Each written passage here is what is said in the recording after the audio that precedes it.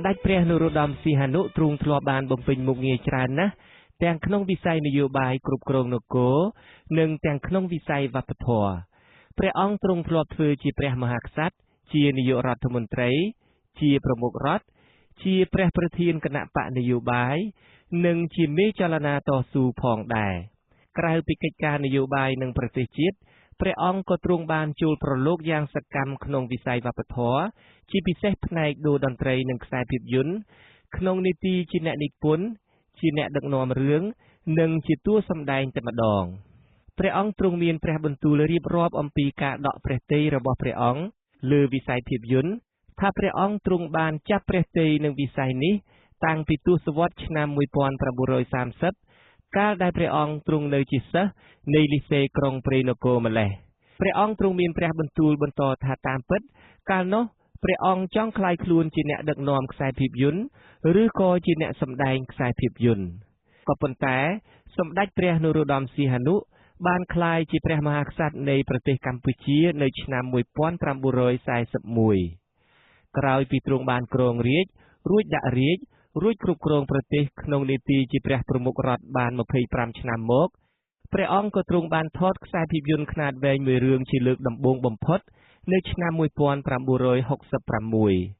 ខ្សែភាពយន្តទី1របស់សម្ដេចព្រះនរោត្តមសីហនុនេះមានចំណងជើងថាអប្សរាតួសម្ដែងសំខាន់ក្នុងរឿងអប្សរានេះភាគច្រើនសុទ្ធសឹងតែជាអ្នកមុខអ្នកការធំនៅក្នុងរាជរដ្ឋាភិបាលរបស់ព្រះអង្គនិងជាសមាជិករាជវង្សានុវង្សក្រៅពីនេះក៏មានតួសម្ដែងអាជីពមួយចំនួនផងដែរនៅក្នុងខ្សែភាពយន្តអប្សរានេះលោកញឹកជូឡុងដែលជាអតីតរដ្ឋមន្ត្រីក្រសួងការបរទេសនិងក្រសួងផែនការបានសម្ដែងជាតួឯកប្រុសមាននាមថារិទ្ធីឯតួឯកស្រីគឺព្រះអង្គម្ចាស់ក្សត្រីបុប្ផាទេវីដែលជាបុត្រីច្បងរបស់សម្ដេចព្រះនរោត្តមសីហនុផ្ទាល់តួស្រីម្នាក់ទៀតគឺជាអតីតអ្នកបម្រើយន្តហោះម្នាក់ឈ្មោះនាងសាក់ស៊ីស្បោង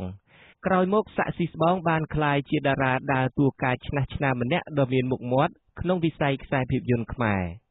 តួសម្ដែងដទៃទៀតនៅក្នុងរឿងអប្សរានេះមានលោកអគ្គមេបញ្ជាការទ័ពអាកាសងៅហ៊ូព្រះអង្គម្ចាស់នរោត្តមនរិន្ទ្រាពង្សបុត្រារបស់សម្ដេចព្រះនរោត្តមសីហនុនិងតួកំប្លែងម៉ង់ដូលីនជាដើមអប្សរាបានដាក់បញ្ចាំងជាលើកទី1នៅខែឧសភាឆ្នាំ1966នៅក្រុងភ្នំពេញខ្សែភាពយន្តរឿងអប្សរាដែលដាក់បញ្ចាំងលើកទី1នេះមានរយៈពេល2ម៉ោងកន្លះក៏ប៉ុន្តែបន្ទាប់ពីការបញ្ចាំងលើកទី1នេះចប់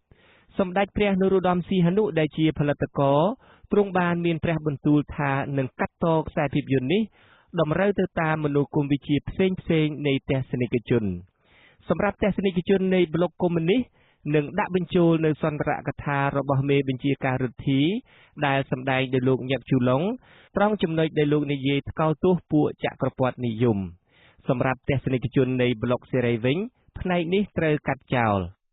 អ្វីត្បិតតែសម្ដេចព្រះនរោត្តមសីហនុ